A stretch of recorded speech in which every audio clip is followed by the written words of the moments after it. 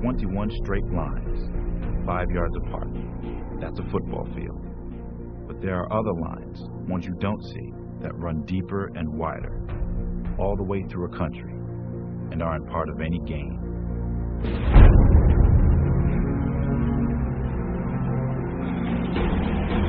Long load right, 42 shovel pass. On one. Ready?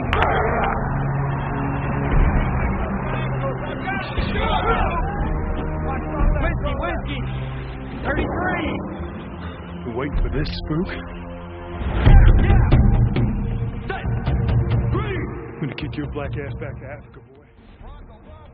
During the 1960s, racism was still a crucial issue in the U.S. and for Ernie Davis. Also, Ben Schwartzwalder, coach of the Syracuse University football team, is very aware of the people's belief that blacks shouldn't be allowed to play on the same level as whites, so he tries to figure out ways to play them safely. As the movie begins, Schwartzwalder seems to be reluctant having another talented black person on the team, but as the movie progresses, Schwartzwalder realizes that he needs Davis, and that he will have to learn to face the issues around having black players in his. Glenn Boyd, Cedar Rapids High, Team 1 state. He has a C average, but a tested IQ of 120. That means he's lazy. Ben, the kid has a 5-yard average. I don't care, he's lazy. I don't want him. Next. Wally Purdue, Bridgeport Academy, 6 varsity letters. He's healing from an ankle fracture, but... Oh, but bullshit. Anybody else? Maybe someone who isn't hurt or lazy? Isn't there a kid from Elmira? Yeah, Ernie Davis. Elmira Free Academy. Running back, 1,300 yards on 179 carries. Led his team to a state championship. Why the hell didn't we look at him first? Well, he's a Negro boy, Ben. Is this a new trend, or is it just my luck? One has to wonder what Schwartzwalder meant by his remark, is this a new trend or is it just my luck? He could have meant that he wasn't too thrilled by the fact that there could be another black player that would have the same impact as the former black superstar Jim Brown. Could he have meant that this could be another person who thinks that they could rule the sport?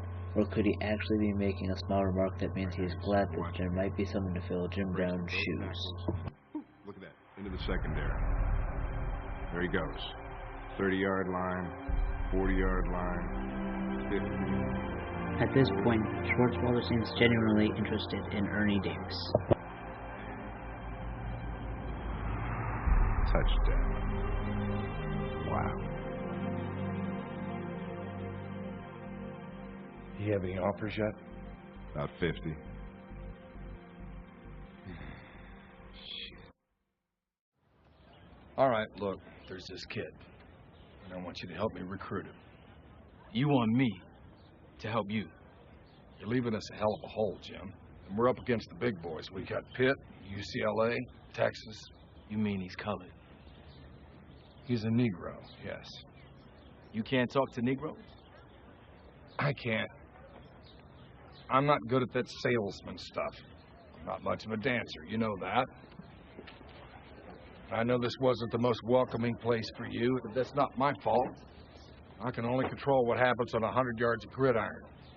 But I do know Cleveland never would have heard of you if you hadn't come here to play for me. Schwartzwalder is talking to Davis about recruiting him because he claims he is not good at salesmanship. He also seems to challenge Jim's name and Jim's achievements by saying that Cleveland would never have heard of him if it wasn't for him. Schwartzwalder seems to be threatened by the power that Jim has, and it seems as if Schwartzwalder isn't intimidated by the big-name black athletes.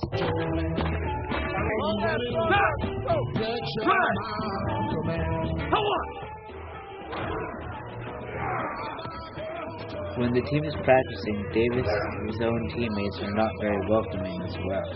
David gets a cheap shot, and Schwartzwalder says that he will have to learn to get used to things like that because of his race. That was a cheap shot. Oh, he's going to get a lot worse than that before he's done here.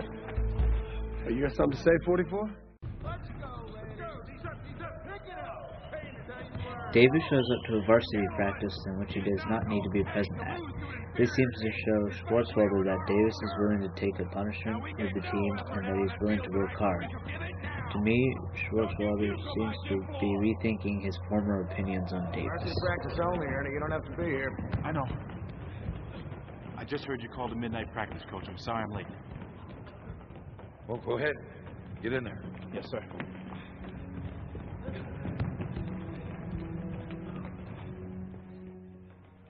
Gentlemen, if you think you played good football last year, think again. What the hell do you think you're doing? What did I tell you about the rules down here? We just scored. Bullshit. You scored. We're a team. I'm the coach. You're a goddamn running back. You're my goddamn running back. And you will do what I tell you when I tell you to do it. Now you plant your ass down on that bench.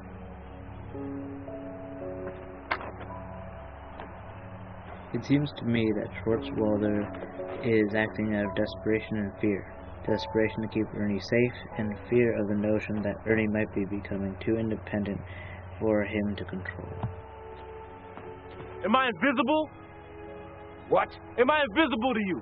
Am I an X, an O in your goddamn playbook, or do you see a person standing here? Am I Vader Stone? Am I Jim Brown? Just a running back? That's bullshit. You're about this close, Davis. Come on, let's go. You know, maybe, just maybe, Coach, the rules down here are your rules too. That's enough. Come on. Let's go.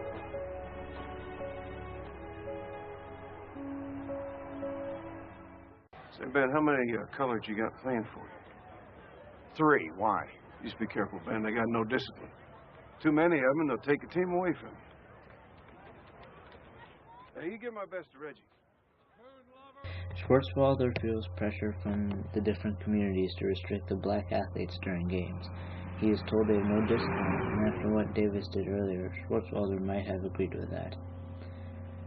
On the bus home, Davis apologizes to Schwartzwalder, and instead of making a sincere apology, he calls Schwartzwalder out on not being on the same side as his own teammates, and that things would only work out if he agrees to be on their side. He also says that there would be more meaning in his actions. Can I sit down?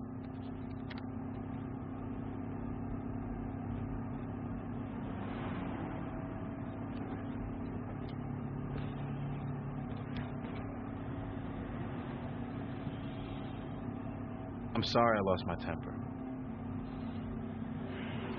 But I'm not sorry I stayed in the game, and I'm not sorry I scored. Now, what kind of an apology is this? I've never walked off the field for anybody.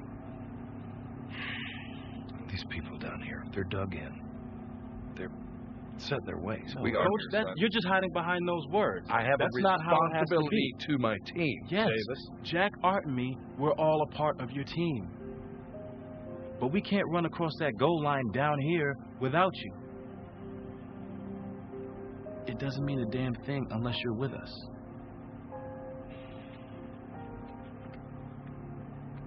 Is that it? Schwartzwalder seems to have definitely changed his thoughts about the colored guys in the team. He refers to them as part of the team, and he also allows Davis to carry the ball without hesitation, without worry that he won't be able to carry the ball across the goal line. All the way. And Syracuse takes over. Oh, my, that's a cheap shot. A late hit by Peter on Ernie Davis after the play was whistled dead. Back, everybody, back! Back, back, back! You all right, son? You okay? I'm all right, Coach. All right. Sure? Yeah. Offense on the field! In the beginning, when Davis gets a cheap shot, Schwartzwalder doesn't seem to care. But now, Schwartzwalder has come to like and accept Davis, and he even asks to make sure that Davis is alright. It seems that Schwartzwalder has realized that he does in fact value Davis as a player and as a person.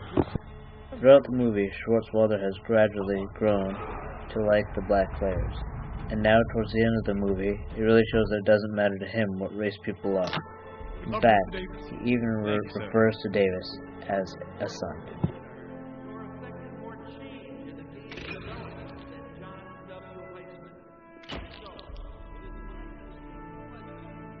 No matter what happens up there, I want you to know that I'm really proud of you, son. I'd also like to thank my head coach, Ben Schwartzwalder, for making me better, being a good teacher, and for being a good man.